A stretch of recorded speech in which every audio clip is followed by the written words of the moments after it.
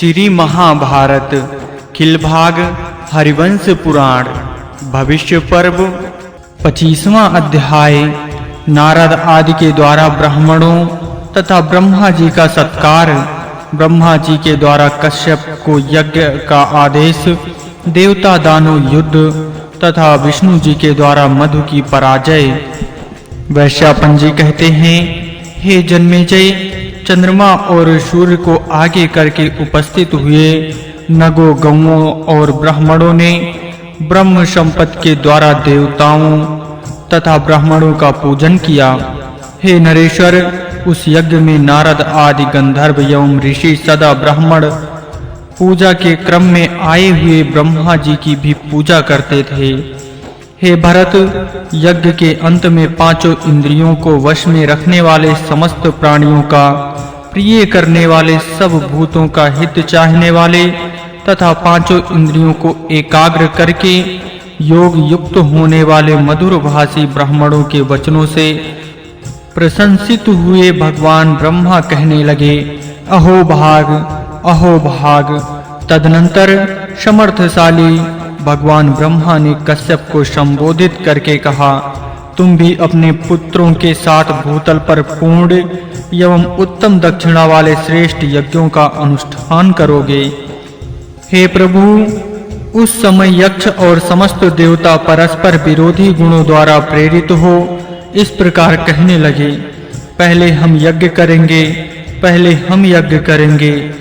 इस तरह एक दूसरे के प्रति रोष में भरकर वे बल के घमंड से उन्मत्त हो गए थे।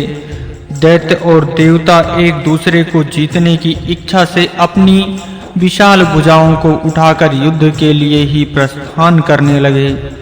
तपस्या से जिनके पाप दग्ध हो गए थे, उन ऋषियों तथा वेद वेदांगों के परगामी विद्वान अनन्यान अनेकों ब्राह्मणों के मना करने पर भी वे गौशाला में परस्पर भिड़ने वाले सांडों के समान एक दूसरे से युद्ध करने लगे। धीरे धीरे उनके युद्ध ने जोर पकड़ लिया और वे सब के सब युद्ध के ज्वाला से आक्रांत हो परस्पर प्राण लेने के लिए उतारू हो गए। सब प्राणियों के देखते देखते वे मृत्यु के राज में आ गए।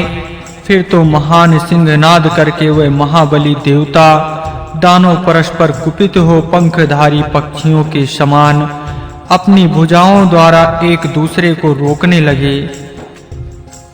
रोष में भरे हुए उन योद्धाओं के पैरों से आक्रांत हो सारी पृथ्वी विचलित हो उठी। जैसे बहुसंख्यक पुरुषों के भार से दबी हुई नौका गहरे जल में डगमगाने लगती है, वही दशा पृथ्वी की हुई।